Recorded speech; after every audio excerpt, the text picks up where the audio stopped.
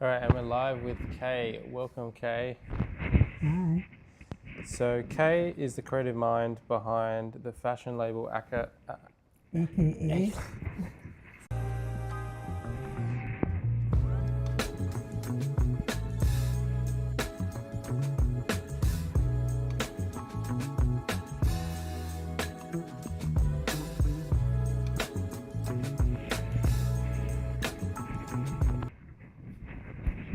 All right, and we're live with Kaye.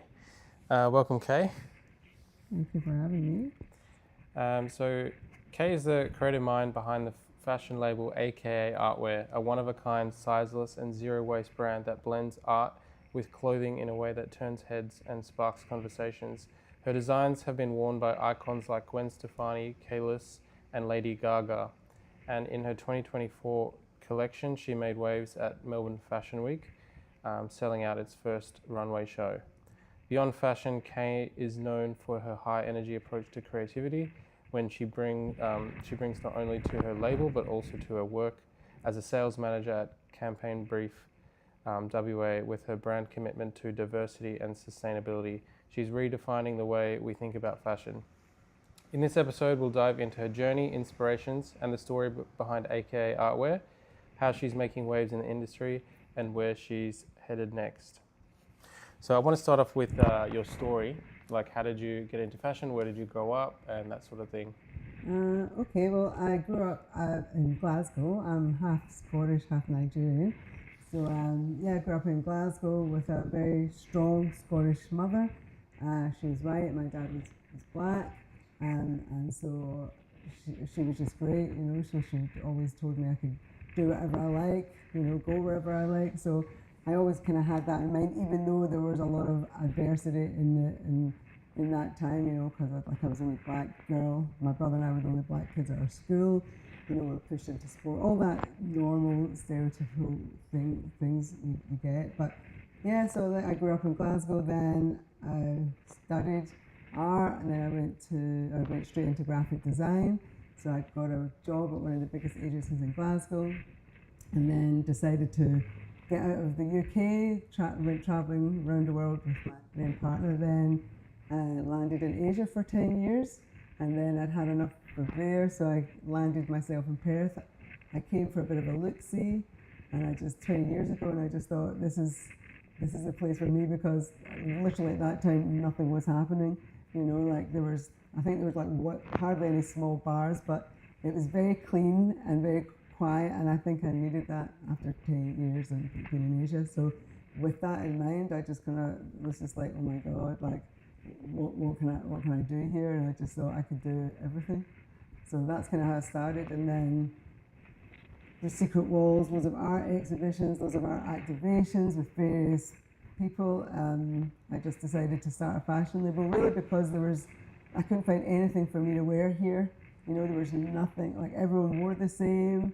I mean, no disrespect, but if I go into a new bar that's open and people are wearing thongs, I was just like what is going on?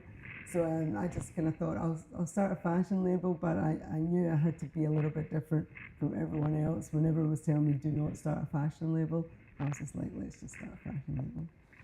And growing up in Scotland, how did you know you were creative from the beginning, or did you have to kind of find that?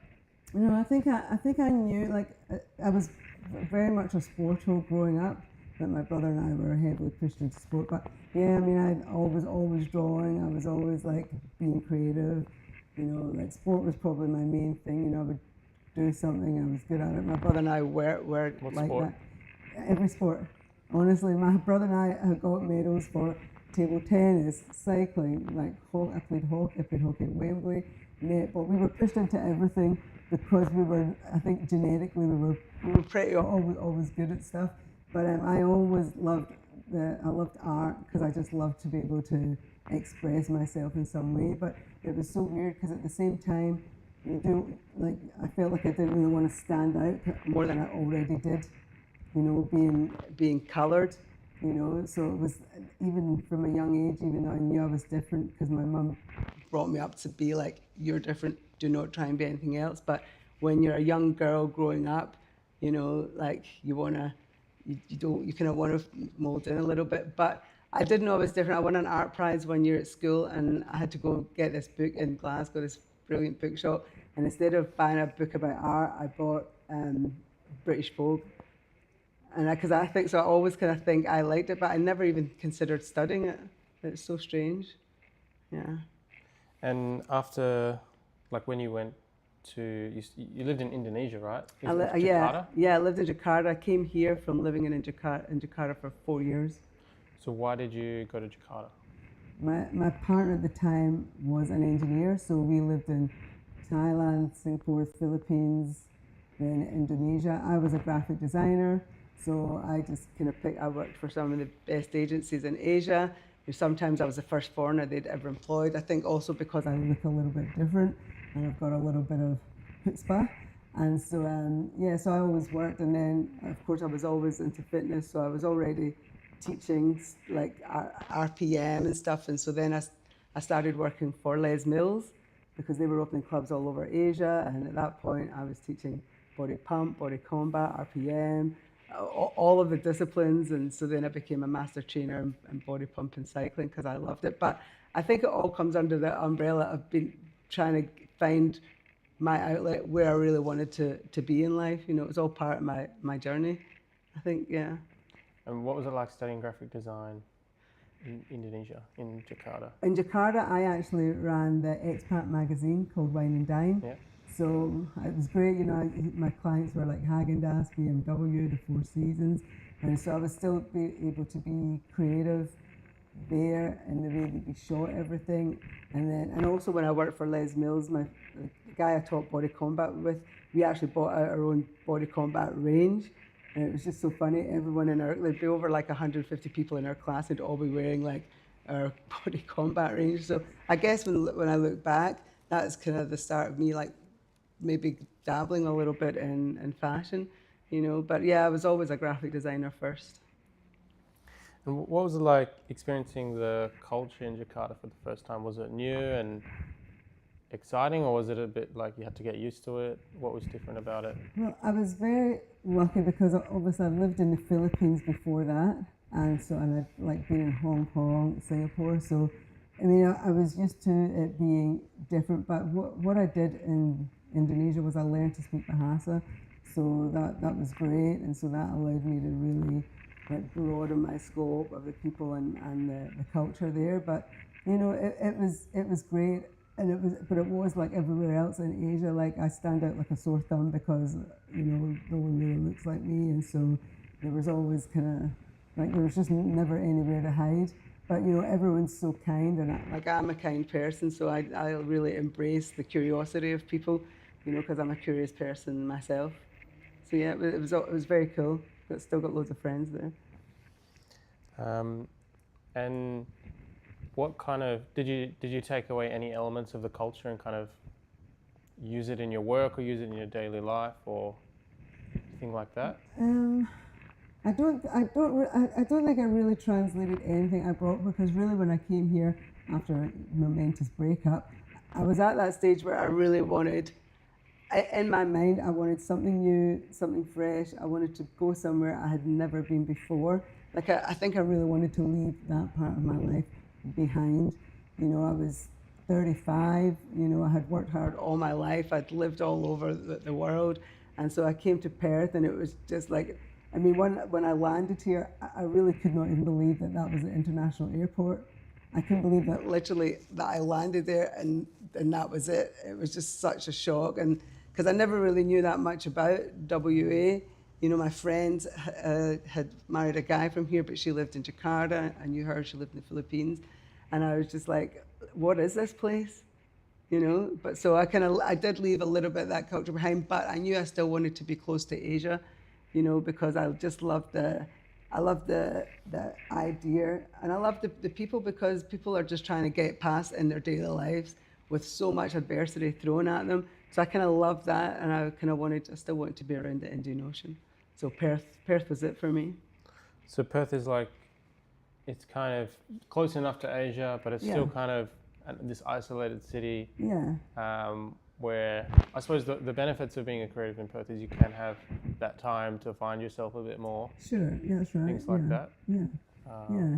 I mean, I was really surprised, like when I came to Perth, because I'd been around Australia before, like over in the East Coast and stuff, and like WA was very new to me. Also, in terms of geography, it was easy for me to get to the UK than going to Sydney. I'd never even contemplated going to Sydney.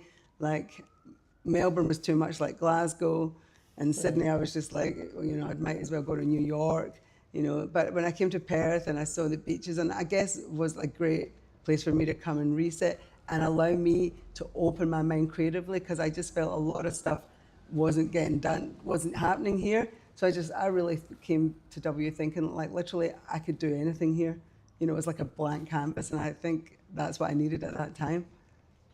Yeah, do you think maybe WA and Perth, because it is this isolated city, it's like, yeah, you have that time to find your craft, but once you've found it and it's all put together, it's kind of like turning it into a business or making it happen is kind of a different story. That's maybe where you need those international cities.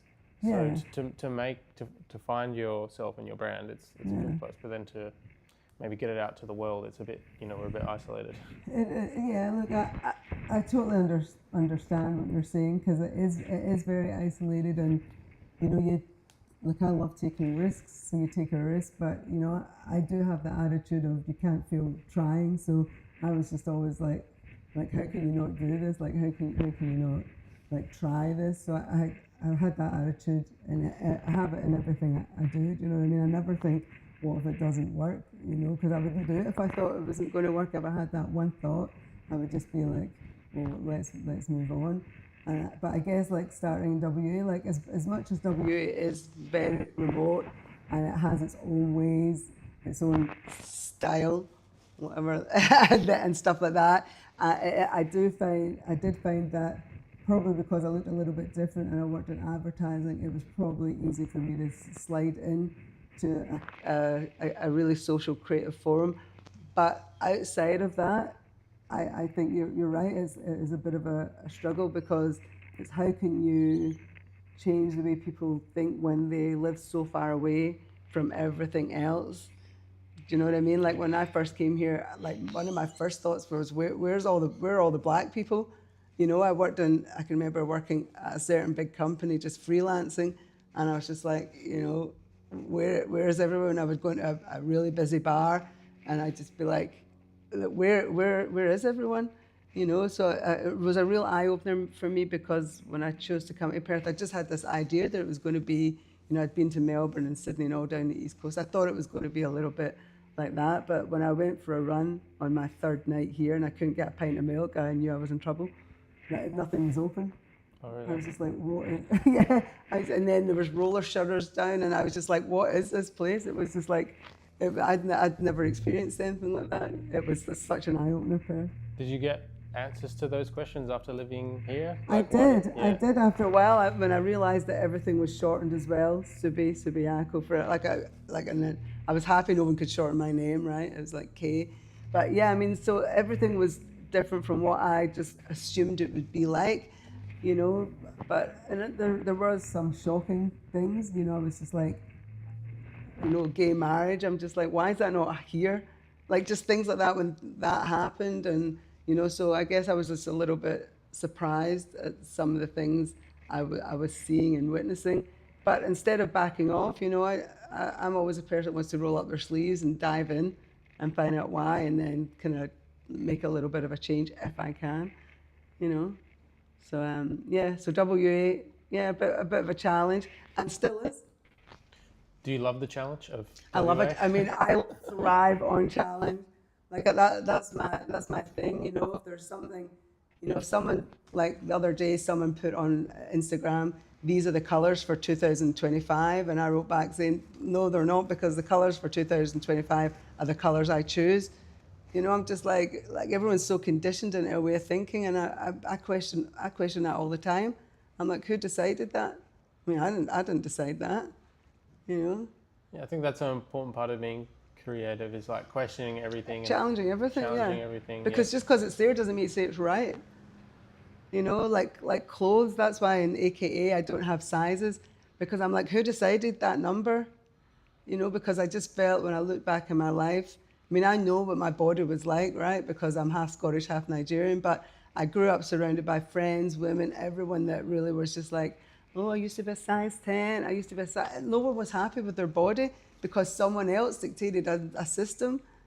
And I was just like, well, this is bullshit.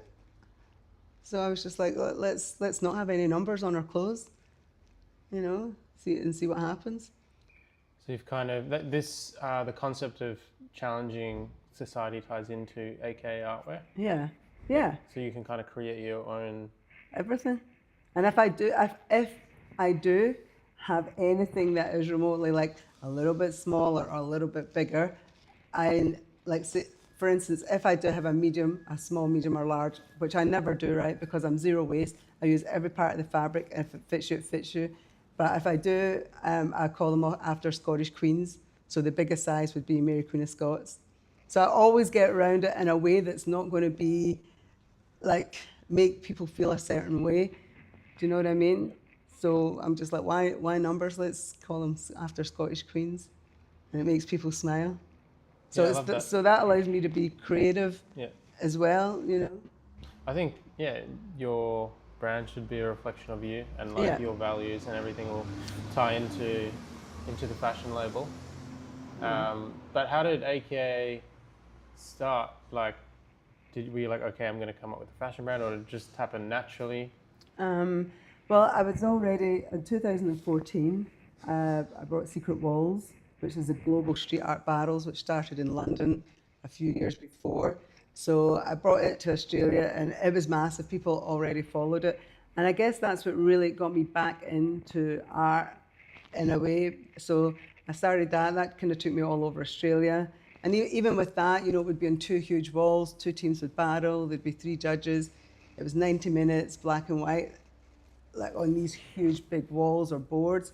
And I even challenged that. So I got the 2 fastest cars in Australia, and I did the exact same thing, but on the 2 fastest cars in Australia. So 2 artists paint these 2 cars live. And so I even challenged the way Secret Walls did their thing, because I always wanted to do something bigger. Like I'm always thinking about something different. So it was pretty good. I had a Nissan GTR and a Lamborghini. And then, of course, then people started maybe coming to me for art activations. So then I painted Maseratis, then the QT Hotel, like a lot of the murals and stuff around town. And then I guess I started doing my own art events, like exhibitions. And it really was to get artists away from the restrictions of signing to a gallery. And so I set up Creatives Collide, so I handpicked the artists, and I would have a one-night event. And then I remembered at that time that I was an artist myself, so I started painting. And then, like I said, I couldn't find anything to wear, so I thought I'm going to see what happens. And so I was in a cafe, I wrote down my strategy, and off it went, and I launched it, and it was, I just knew that literally it was 3 things, 3 designs, and then, someone in Melbourne bought half my collection. Yeah, like, no, I personally love everything you do, like from the styling of the clothing to Kaye does furniture as well. Yeah. What else do you do? The art as well, painting? Yeah. So I'm an artist as well. So like, I don't restrict myself like to anything. I just kind of think if you're creative, you can really put it down on anywhere. And the only reason I really started painting furniture is this kind of real famous guy in the UK sent me a message saying, you're the same as me, but you just start putting on furniture. So last year for my art exhibition, I painted furniture, and I really loved it, because I think everything is so disposable. That's why I use every piece of fabric, and people know, like I use the salvage, I use everything. I don't get labels made. I make them all myself with all the bits that are lying around the floor. You know, nothing goes to waste. So yeah, I guess that's how I started AKA. People liked it, and I thought, okay, let's run with this. But you know, it really was based on stuff I want to wear. There's a message in every piece. You know, it's my way of just getting people, especially women, to be themselves and not be like, I can't wear this. So literally everything, every piece is one of a kind, and everything has a message. It's really where I'm at the time, what I'm listening to, how I'm feeling, you know. So it's 100% Yeah. authentic. I think, yeah, if you're a hotel watching or anything, I feel like Yeah. just get Kaye into like, Let me loose. yeah. Yeah, I love 100%. it. Like, I'd love Yeah. to see more. I think you could, I mean, you have done so many activations, Yeah. but I feel like, yeah, I want to see more. I've not The done really city. many myself. People came to me for those activations, and at that time I had such great relationships with artists, street artists and everything, and I think I was putting them first, but I think it's all part of my journey, you know, to get back into it, because for so long I always put other people before me. You know, I never thought about myself first. Then it was when I just started doing all the art that I realized I used to paint like this all the time. And so then I started putting my pieces in my own exhibitions, and they started selling, and yeah, and then that was great. And then I found my medium where I could apply, like obviously everyone knows I love Japanese denim and linens and like really great fabric. And so I can paint those and I either apply them to art and fashion. So I just have like hundreds of meters of fabric, I go nuts, and then I cut it up.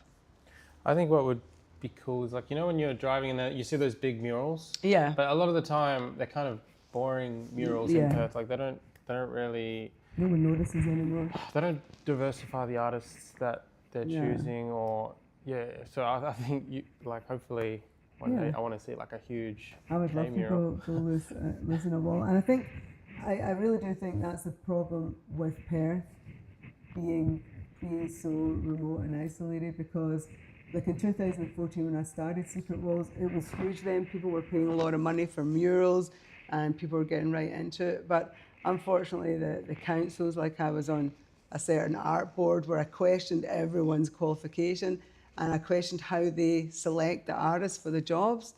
Do you know what I mean? And it was kind of starting to look like the same artists were getting the same jobs all the time. And so they weren't allowing ways to allow young people to come through. And it kind of really annoyed me. So I joined the committees, and I tried to make change and stuff like that. But then I found out most of the committee members don't even live in these areas. And it was just a sign of like, what you guys trying to, like, what do you want to do? You know, so I fought long and hard to get certain artists, certain jobs and stuff like that, or trying to educate artists and applying for these grants. So it wasn't the same people, because, I mean, Perth really was starting to look a bit like a paint by numbers like situation. And I was just like, this is nothing like they're trying to be like Melbourne, but you're not. You need to embrace your own.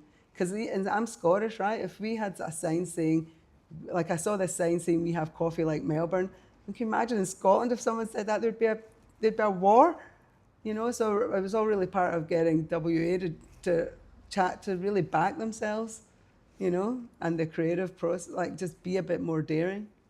Yeah, I really feel like it's kind of these creative industries and galleries and institutions. It's their job to find the artists, dive in, reach out to these artists. But in Perth, it's like it's the other way around. So these young artists have to come up, they have to find themselves, very little support, and then they have to be the ones reaching out to these galleries. And then when they do, it's like either they don't get a reply or they already have the same people. So do you think anything has changed over the years? No, 100%. I really do not think anything has changed, and I mean it's really sad. And I guess like when we used to do this thing called Black Book Barrels, where we'd invite anyone to come and just doodle. And we found guys that were in IT that were fantastic artists that have now gone on to be tattoo artists. And so I think what happens in Perth is like there's a level that just no one regards. They really entrench themselves so much in the past artists. They've got no idea what's going on around them. And that's what I loved about Perth, because I really fully had an idea that people used to say to me, oh yeah, I went here and I saw this mural. And I'd just be like, go to Harold Street West. Like that's where the real art is. Do you know what I mean? But it's just, you know, it comes down to a suit and tie. And there's no middleman who understands the culture. You know, and so, but no one really wants to know the culture. Even when I go to certain galleries, I'm just like, if I see the same again, you know, I'm just like, it's so boring. Like, why not be daring? The reason I chose to live in WA is because it's so creative, like musically, everything. When I first came here, I was just like, what the, like I was just amazed by it. But you're absolutely right, like trying to break through the people that make decisions, you know. They're in there for a long time. They're in there for a long time. They're just taking the check, and they are just like really, they have no idea what is going on. And I don't mind saying that, by the way. People come at me if you dare, because it's straight up the truth, you know. Yeah. Why do you think that is? Like, we live in a wealthy city. You know a lot of creatives. I know a lot of creatives. So why does Perth feel like it's almost an anti-creative city? No, because it's a safe city. No one really wants to change that much. Do you know what I mean? Right across the board. Like, I do think people do think they're taking risks, but you got to think outside of WA. You got to travel. You got to go and look at things. You got to research things. You got to be inspired. But I just think some of the stuff is constantly regurgitated. Do you know what I mean? Like, I just think there's a great, like, I've been here 20 years. I thought I'd be here 10. I thought if I don't see change in 10, I'm like out of here. But then I realized like I had to stay. You know, I love it here, but I do love the people. I've got a great group of friends. Like, everything's great, but it's still like murals, for example. No one even looks at murals anymore. No one even goes to see an artist paint a mural anymore. You know, people would never even consider the payment for art. It's kind of gone backwards a little bit. Whereas, like I say, 2014 to 2018, it was a huge time, you know. And it wasn't really about like graffiti or street art. It was just all about art. So it was getting people to be a little bit open-minded about what they see and what they consider art. I mean, it's not just all paintings of beaches, and even Indigenous artists. I spoke to so many Indigenous artists, young Indigenous artists coming through, that were saying to me they hated being defined by dots and lines, but how do they find their place? Because that's how they're directed. It broke my heart. You know, they essentially weren't allowed to, you know, be. Yeah, you know, everybody's put into boxes. Yeah. They love it. It's amazing. It's just everyone's so safe. Yeah, it is very safe. Like I think most of the art you see is kind of like nature. Like, if you don't want to offend anybody, you don't want to challenge anything, we'll just do a mural of nature, animals. A flower. Yeah. Oh my God! It says one of my biggest gripes about WA was like I'm Scottish. If you land in Scotland at an airport, like 100% you know you're in Scotland. Like, when you land in Perth, like, you don't even, like, there's nothing that says about the land and stuff like that. And I'm really amazed by it. And I think there has been great strides, but it's not enough. Do you know what I mean? Like, and I think WA, because it's so isolated, it should be taking more risks.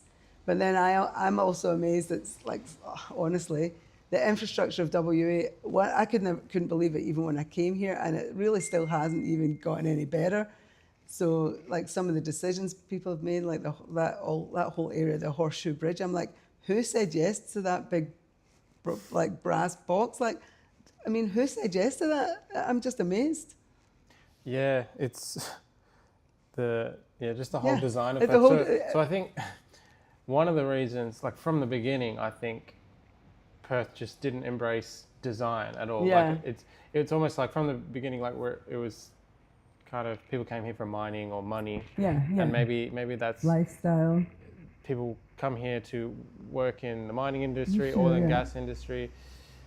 They don't, or, you know, we've got beautiful nature. I think that's no, it's an incredible place. That's another reason why people come in, the weather, the nature, Yeah. but also to work. But then there's no, like, in between. Like, I think that's where creativity comes between. Yeah. Creativity is like arts and culture, and the in between sort of work, and it hasn't. But it's also going to be taught in schools. Like, you know, when I went to school, like art school in Glasgow, it's like we are pushed to push ourselves, you know. And I even did a course here, just a refresher course in textiles, and even the formula for students who are meant to be creative was just so restrictive. I just couldn't believe it. That was a creative institution. And I was just like, you should be telling these students to go nuts, to try everything, you know? I mean, I tell all my friends, my friends' kids, I'm just like, do not say no, like, try everything.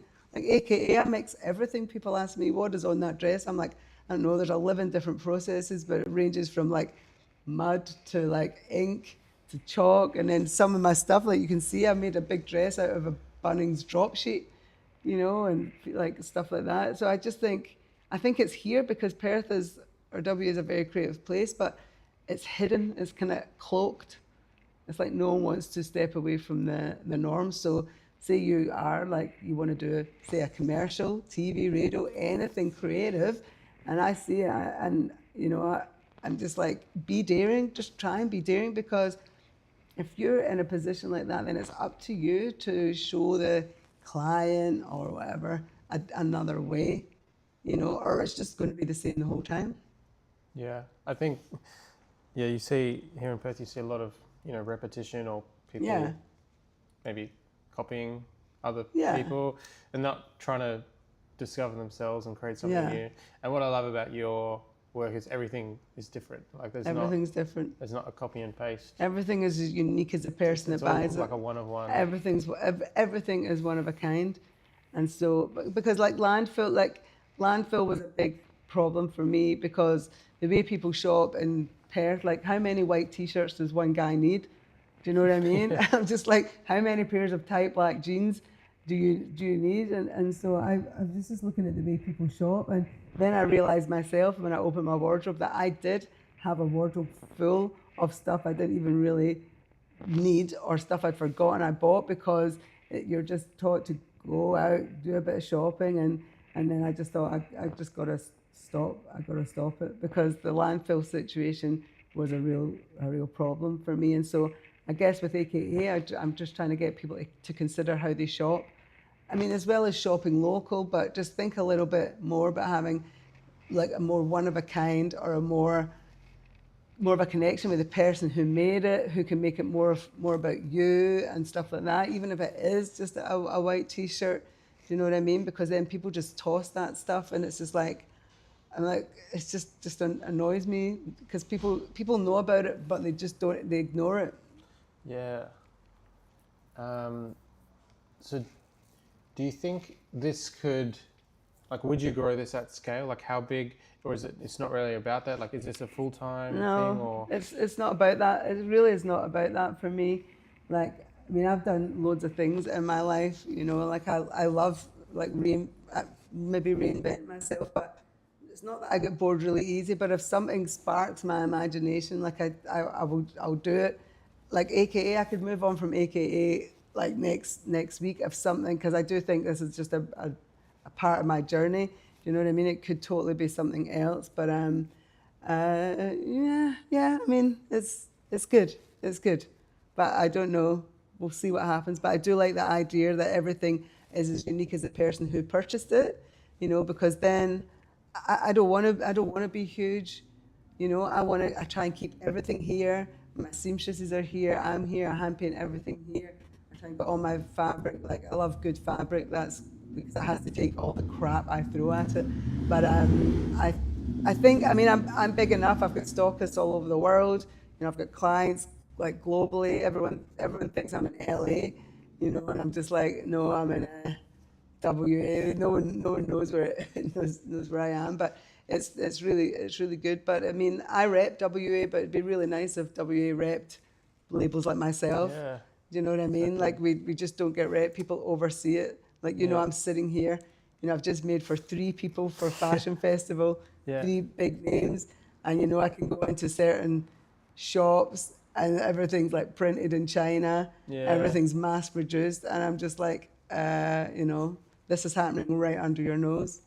Yeah, that's kind of weird like that. Like, a lot of artists say, I have to go overseas and then get big and then come back and then you get supported. Yeah. Which is, it's quite strange. I don't know that. I think that's maybe just a Perth or a mentality. I honestly do think you need to have a good idea. It's like anything. You need to have a good idea. You need to do something that's completely different and then go and research it. And even if you think it's a good idea, you need to talk about it and find out and test it.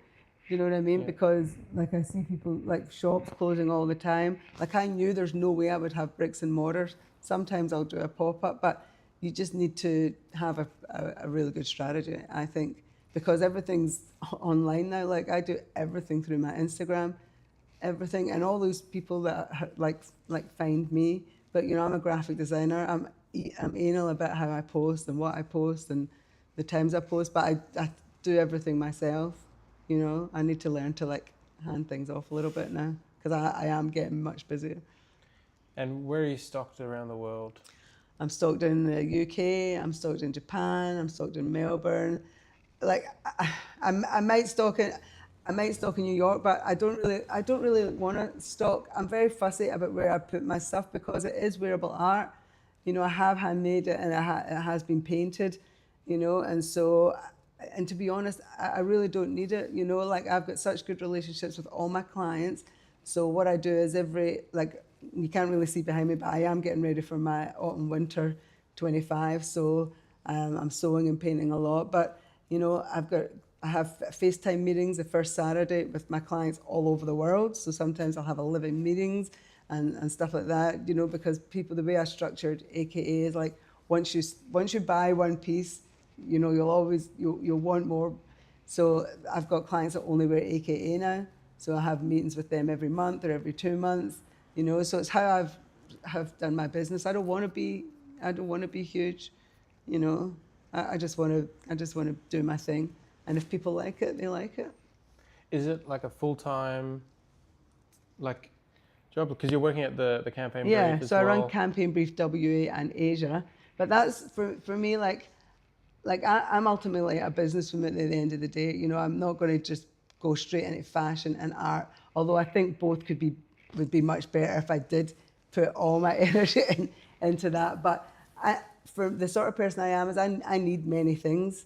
You know, the way I run. And so like Campaign Brief, I love meeting with all my clients. I love getting on the computer and doing all the admin. I'm very close with all my clients. So like I can just have a few meetings and a lot of my work is done. But it just probably keeps me grounded. It pays my mortgage, all that stuff. Because everything AKA goes straight back into AKA. But yeah, I mean, sometimes I get a little hectic. But you know, I've even as a youngster, I thrived on, you know, last minute. You know, I'd leave everything to the last minute, and I just thrived on not even studying. So I'm still like that now. You know, like I always want to help people. People always pop into my studio, get everyone painting. You know, I love that kind of stuff. But yeah, maybe if I focus more on AKA, I could just drop everything. But nah, I can do it because I get my inspiration from everything. So you know, so it's good to have a number of things going on. I don't know if my husband would agree. Yeah. Because he now does all the cooking, all the cleaning. Oh yeah. But he loves it. So AKA, as you know, stands for also known as. But my husband says always kicks ass. Oh yeah. So it's pretty cool. And for those like fashion design students, do you think is it possible to be like a full-time fashion designer in Perth, or is it just like it's maybe it's possible, it's extremely difficult? I think it depends. It depends who you are and what you're trying to sell, because I think the thing about these institutions is they 100% teach all the students to be that big. They don't teach them an alternative way, you know, like the way I've done it. You know, they teach them that they have to mass produce, they have to pattern cut, they have to use the mannequin. I mean, I hate those mannequins because they don't even represent anyone, any body shape. It's totally ridiculous. And so that's my first thing. That's a joke already. You know, I'm just like, it's crazy. But I think the way they're taught is such a formula that that's what they have to do. And I think that's why so many like students coming through get a little bit disgruntled and like they go off to be full-time baristas because it's too hard, especially like you say in Perth. Do you know what I mean? So I think there has to, right from the get-go, there has to be a more open-minded approach to what people are wearing, how people live especially, and just what they're teaching to students. You know, when I was there, I would roll out my fabric and I'd just, you know, if we had an assessment, I would do every one assessment on one huge big bit of fabric, and all the students were just like, what are you doing? And I'd just be like, everything. And it was just never taught like that. It just didn't make sense to me, you know. So. But do you think it's possible to live in Perth and have a successful fashion brand? Like as I say, it depends. It depends. Depends Like what to you're have it selling. full time? I think you could, but I just think it would be so hard. But then where would you go? Because everywhere else is just as hard. The thing that I do like about Perth, and honestly, I've got some clients in Perth. My clients are all over the world, but I just think it would be hard because you would need to change a lot of people's ideas about who they stock, who their client is. Do you know what I mean? Geography dictates that it's always warm here. You know what I mean? And so I think it depends what you are trying to sell. Do you know what I'm saying? Yeah. But I think if you're young, I think it would be hard. I mean, if I was young starting in fashion,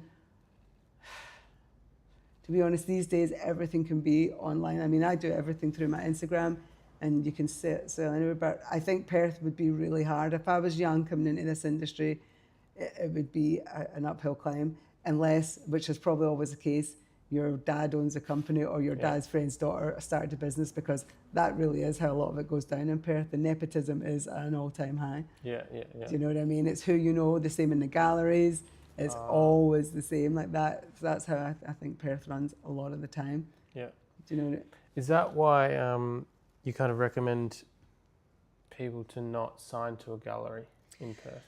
Well, I mean, look, I say that. I signed to a gallery a couple of years ago, but I was in a stage in my life where I wanted to make a change, and the only way to sometimes make a change is from the inside out. Do you know what I mean? So I signed to a gallery, but at the same time, I was still doing all my other things. So I'm not very quick to sign my name on the dotted line. Like I wouldn't sign anything. I mean, why would I sign my life away?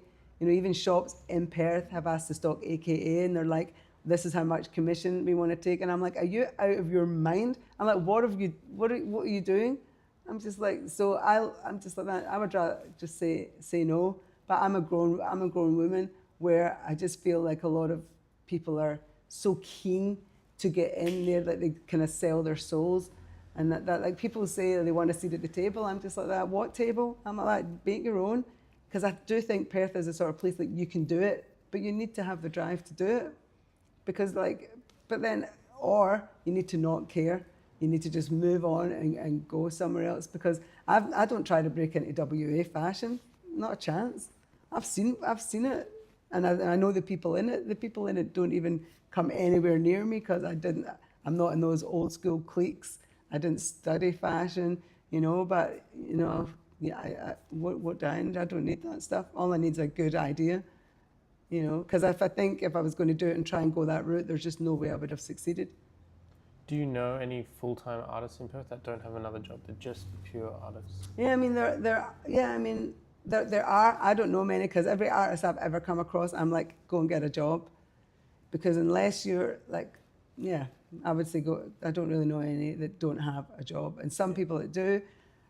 I'm just like, it's all the old school guys that, the galleries keep regurgitating all the stuff, and then the curators keep going to the same space because that's what they think those people like. It's just like, it's boring,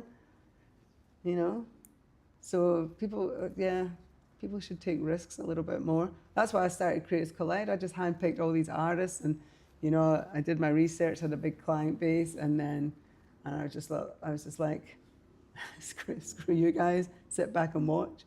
So as someone who has been on the board of some of these institutions, what is the decision-making process for choosing It's artists? crazy. I don't even know why they bother, because I would sit there in all these committees, and then it essentially just goes to someone else in a shirt and tie who's not creative, and they don't even live in the area.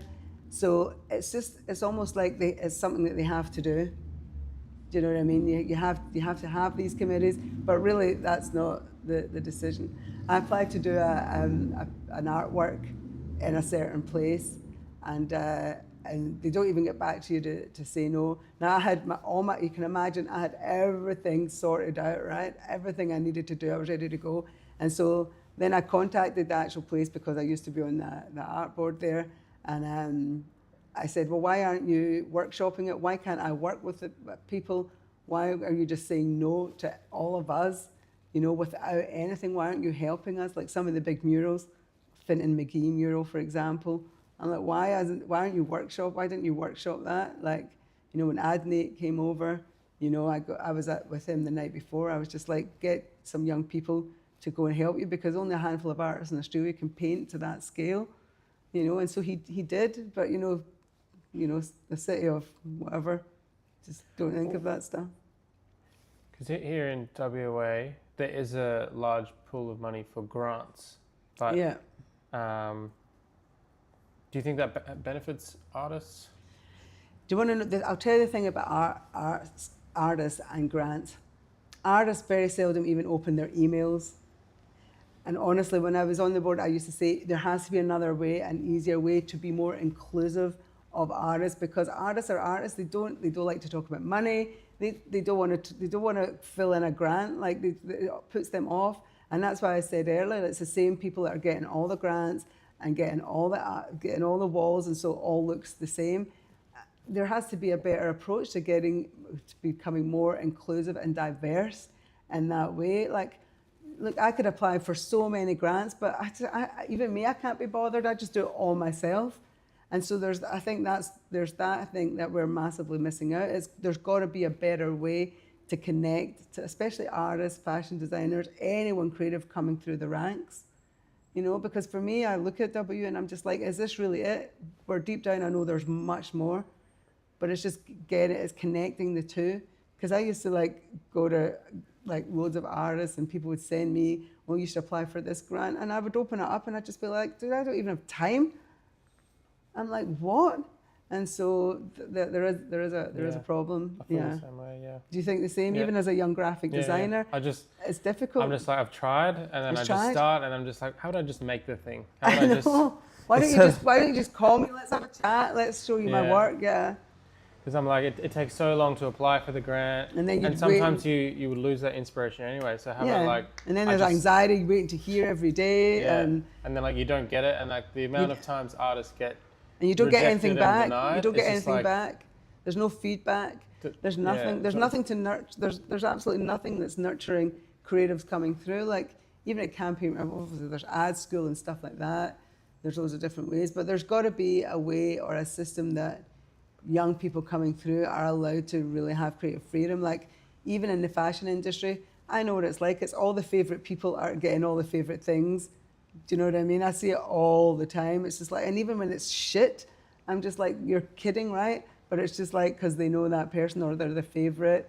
You know, even when I was studying art, you know, like the person that gets the highest mark, you can start designing your stuff to look a bit like theirs. So it's that whole thing. And Perth is just so much like that. Like if I see another basket of fruit on a wall, you know, oh, Jesus. Yeah, we go for like nature or which is great, but you know, there's more. Overdone, maybe. There's more. It's like young people come. The world's changing. The landscape's changing. Like, let's get real. That's the same with fashion. Like I don't use models. I get loads of model agencies ask me all the time, and I'm just like, well, no. And if you look at my Instagram, you'll see everyone that's model for me. They're all people through my Instagram. Everyone's different. Everyone's a different size, shape, color. Like everyone's diverse. You know, because that is what I'm like, you know. So I just don't want to have all that look, because that's not realistic in this day and age. You know, I went to a recent graduate show, and I'm telling you, there was 11 students, 10 were white and 1 was Asian, and then there's 21 models. Every one of these models were white with a blonde ponytail, everyone. And I just couldn't believe it in this day and age. So of course I wrote a letter. But that's the world. That's what it's like here. Yeah. So you're saying it's not like diverse. It's not diverse enough. It's getting there, but there's got to be a better pathway for young creatives to come through and be seen.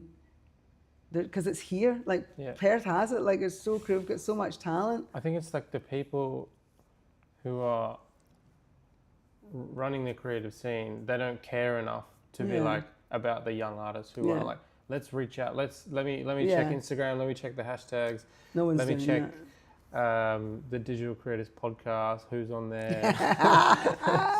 I see what's happening here. I see it. Well, I'm trying to promote other artists. No, but because that's true. Like, because even when I ran Creatives Collide, like I used to go and look at everything.